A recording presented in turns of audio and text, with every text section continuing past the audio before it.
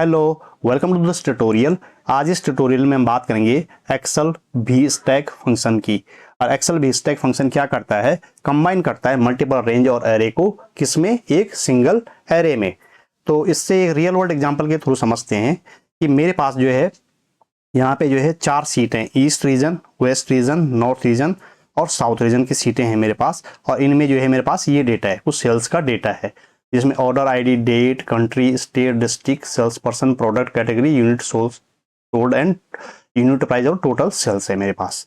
तो ये मेरे पास डेटा है और ऐसे ही मेरे पास जो है सारा डेटा जो है इन सारी सीट में ऐसा ही मेरे पास डेटा है। मुझे क्या चाहिए, मैं सारा डेटा को कंबाइन करके एक मास्टर शीट बनाना चाहता हूं, और जो कि कहाँ है, ये है ये मास्टर शीट। इसमें मैं ये सारा डेटा चाहता हूं, लेकिन मैं ये डेटा जो है कैसे चाहता हूं, वी स्टैक फंक्शन के द्वारा लाना चाहता हूं, न कि मैनुअली।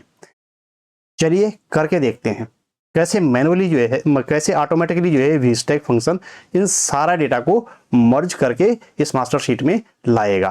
पहले हम जो है लॉन्ग मेथड सीखेंगे और उसके बाद हम क्या है, शॉर्ट मेथड सीखेंगे। तो लॉन्ग मेथड क्या है, चलिए करके देखते हैं। यहाँ टाइप करेंगे वी स्टैक टाइप प्रेस किया, ऑटोमेटिकली जो है ब्रैकेट लग के आ गया। इस सीट में मैं गया, मैंने डेटा रेंज सेलेक्ट कर दिए। तो कैसे सेलेक्ट करना है, मैंने जो है A2 पे जो है यहाँ पे अपना क्लिक किया और उसके बाद मैंने क्या किया, कंट्रोल शिफ्ट राइट एरो की एंड डाउन एरो की प्रेस की। सारा डेटा मेरा सेलेक्ट हो गया इस ईस्ट रीजन सीट का। उसके बाद मैंने कॉमा प्रेस किया। अब ये कह रहा है मेरे को एरे 2 बताओ। एरे 1 हमारी क्या थी, ईस्ट रीजन वाली सीट का सारा डेटा, और एरे 2। अब आपने देखा जो भी हमने अभी जो है डेफिनेशन में बताया था कि ये करता क्या है, वी स्टैक फंक्शन क्या करता है, मल्टीपल एरे को कंबाइन करता है सिंगल एरे में। अभी देखो एरे 2 हम कौन सा है, हमारा एरे 2 क्या है, इस सीट 2 का डेटा हम ये ले लेंगे। फिर से इसको सेलेक्ट करेंगे, वही कंट्रोल शिफ्ट राइट एरो की एंड डाउन एरो की, फिर कॉमा प्रेस किया। आप कह रहा है एरे 3 बताइए, यानी कि सीट 3 में हम जाएंगे और इसका सारा डेटा हम जो है सेलेक्ट कर देंगे। उसके बाद वो कह रहा है एरे 4 बताइए। एरे 4 हमारा क्या है, सीट 4 है। मैंने सीट 4 में गया, सारा डाटा सेलेक्ट किया और ब्रैकेट क्लोज की और इंटर प्रेस कर दिया। देखिए सारा डेटा मेरे पास आ गया, 100 रिकॉर्ड पूरे के पूरे। रीजन भी देखिए साउथ, नॉर्थ, वेस्ट और ईस्ट रीजन का सारा डेटा मेरे पास आ गया। ये तो था लॉन्ग मेथड। तो अगर मेरे पास जो है 20 सीट 50 सीट हैं, फिर कैसे करेंगे, फिर तो मैं मैनुअली इन सीट को सिलेक्ट करते करते जो है बहुत टाइम लगेगा। ये तो टाइम कंज्यूमिंग है। क्या कोई सरल तरीका है, क्या कोई ऐसा तरीका है कि जो है ये सीट सारी सीट जो है ऑटोमेटिकली जो है सेलेक्ट हो जाए? हाँ बिल्कुल है, चलिए करके देखते हैं।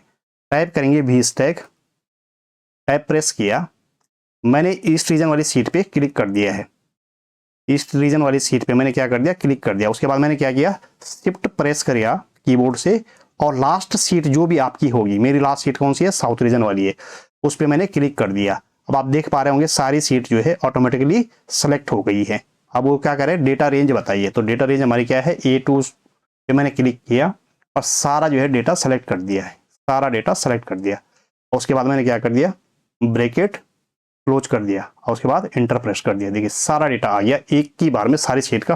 देखिए 100 रिकॉर्ड आ गए। तो ये दूसरा तरीका था डेटा को मर्ज करने का। देखिए यहाँ पे देखिए east region colon south region, इसका मतलब क्या है कि मेरी स्टार्टिंग सीट ईस्ट रीजन है, लास्ट सीट मेरी क्या है, साउथ रीजन है, और मेरे पास डेटा रेंज क्या है, A2 to L26। तो A2 to L26 का जो भी डेटा है, इन दो सीट के बीच की सीटें और इन दोनों सीट को मिला के सारा डेटा मुझे दे दो।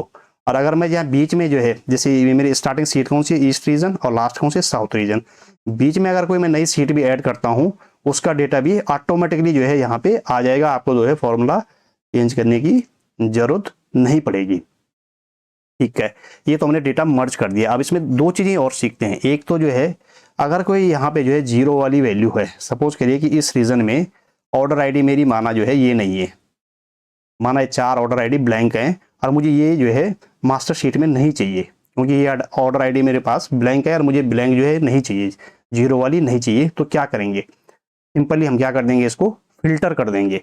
कैसे, यहाँ पे आप जो है फिल्टर लिखिए, फिल्टर जैसे आपने लिखा और वैसे जो है आपको जो है वी स्टैक फंक्शन में फिल्टर लिखने के बाद हम क्या करेंगे, इस फंक्शन को मैं कॉपी कर देता हूँ वी स्टैक को दोबारा।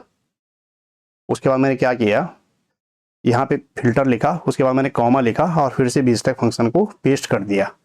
उसके बाद जो है मैंने क्या बोला है इसको कि जो भी greater than equal to blank हो वो हमको क्या करो, ला के दे दो। मैंने यहाँ पे क्या लिखा, greater than equal to blank हो उसको हमको लेस देन इक्वल टू और greater than equal to blank हो वो हमको डाटा ला के दे दो। ये मैंने ब्रैकेट क्लोज कर दी और इंटर प्रेस कर दिया, यस किया। यहाँ पे वैल्यू एरर आ गया। और ये वैल्यू एरर क्यों आया, बिल्कुल क्योंकि आपने जो है रेंज जो है यहाँ पे गलत सेलेक्ट किए। हमें जो है कहाँ पे जो है ब्लैंक सेल्स हैं ऑर्डर आईडी पे, और हमने कहाँ जो है डेटा जो है पूरी रेंज सेलेक्ट कर दी थी। अगर मैं फिर से अगर कोई और रेंज सेलेक्ट करता हूँ, एल फिर से मैं सेलेक्ट करता हूँ, तो आप देखिए यहाँ पे क्या आएगा, एरर आएगा, वैल्यू एरर। तो इसलिए आपको जो है डेटा रेंज कौन सी सेलेक्ट करनी है, ई वाली सेलेक्ट करनी है, क्योंकि ऑर्डर आईडी हमारी यहाँ पे ब्लैंक थी, यहाँ पे ऑर्डर आईडी ब्लैंक थी हमारी, और वो डेटा हमें ब्लैंक डेटा हमें नहीं चाहिए। ये तो एक हो गया कि आपने जो है ब्लैंक डेटा को फिल्टर कर दिया है। आप देखिए 51 के बाद 52 और 52 के बाद सीधा 58 आ रहा है। अब 52 के बाद सीधा 58 है, यहाँ पे देखिए बीच के उसने सारे एक्सक्लूड कर दिए हैं। अब एक और है कि अगर मुझे जो है इसको सॉर्ट करना है डेटा को, तो कैसे कर सकता हूँ। बिल्कुल आपसे सॉर्ट भी कर सकते हैं डेटा को, और वो भी बड़ी इजीली कर सकते हैं। देखिए कैसे कर सकते हैं, देखिए यहीं पे रहते हैं और यहाँ फिल्टर की जगह आप क्या लिख देते हैं, सॉल्ट। सॉल्ट लिखते हैं, टैब प्रेस किया और उसके बाद जो है हमने यहाँ पे क्या किया, पैरेंथेसिस जो है, पैरेंथेसिस मैंने यहाँ पे डाल दिया। यहाँ पे नॉर्मल ब्रैकेट नहीं डालनी है, पैरेंथेसिस डालनी है। और पैरेंथेसिस मैंने लिख दिया। आप कोई भी कॉलम आपको सॉर्ट करना है, जैसे मेरे को जो है माना एक जो है 8 कॉलम सॉर्ट करना है, उसके बाद मुझे 9 कॉलम सॉर्ट करना है, उसके बाद मुझे 12 कॉलम सॉर्ट करना है, ठीक है। उसके बाद मैंने ये वाले कॉलम सॉर्ट करने हैं, ठीक है। ऑर्डर कैसे चाहिए वो मुझे यहाँ पे लिखना है। अगर मैं सबका अलग अलग ऑर्डर भी दे सकता हूँ और सबका एक ही ऑर्डर भी दे सकता हूँ। तो माना मुझे 8 वाले कॉलम का जो है ऑर्डर कैसे चाहिए, असेंडिंग, दूसरे वाला का भी असेंडिंग 1 लिखूंगा, और तीसरे वाला का मुझे क्या चाहिए, डिसेंडिंग चाहिए। तो मैं क्या लिख दूंगा, -1 लिख दूंगा और ब्रैकेट क्लोज कर दूंगा। और मैं क्या कर दूंगा, इंटर प्रेस कर दूंगा। यहाँ पे मेन देखने वाली चीज क्या है कि दोनों ही जो है कॉलम के जो है नंबर और सॉल्ट का प्रेफरेंस जो है आपको क्या पैरेंथेसिस के बीच में देना है। जैसे आप इंटर प्रेस करेंगे, देखिए कॉलम नंबर 8 कौन सा हमारा, 1 2 3 4 5 6 7 8 प्रोडक्ट। उसके बाद 9 कौन सा है, कैटेगरी, और 12 कौन सा है हमारा, टोटल सेल्स। देखिए इसने प्रोडक्ट के बेस पे इसको क्या कर दिया है, सॉल्ट कर दिया है। और आप कोई दूसरे कॉलम के बेस पे भी कर सकते हैं, कोई इसमें ऐसा रिस्ट्रिक्शन नहीं है। मुझे 8 नहीं चाहिए, मुझे किसके बेस पे चाहिए, स्टेट के बेस में। स्टेट कौन सी पोजीशन पे है, 1 2 3 4 5 पे स्टेट, मुझे 5 के बेस पे चाहिए। मैंने इंटर प्रेस किया, देखिए स्टेट के बेस पे उसने सॉर्ट कर दिया है इसको। अगर आपको किसी और के बेस पे चाहिए तो आप वो भी कर सकते हैं। अगर आपको जो है स्टेट नहीं चाहिए, आप चाहते हैं कि सिटी के बेस पे जो है सॉर्ट हो, तो आप यहाँ पे 6 लिख दीजिए, सिटी के बेस पे सॉर्ट हो जाएगा। तो जो भी आप यहाँ पे सॉर्ट में जो है प्रेफरेंस देंगे उसी के बेस पे सॉर्ट होगा। अगर मैंने सिटी यहाँ पे सबसे पहले दिया तो सबसे पहले जो है सॉर्ट जो है वो सिटी के बेस पे करेगा।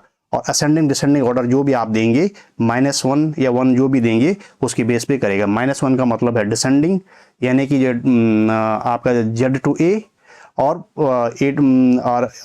1 का मतलब है A to Z, ठीक है। अगर मैं इसको -1 कर देता हूँ, देखिए अभी आप एग्जांपल देखिए, मैं -1 करता हूँ, देखिए क्या होगा, देखिए उल्टा हो गया, देखिए सिटी रांची हो गया उल्टा।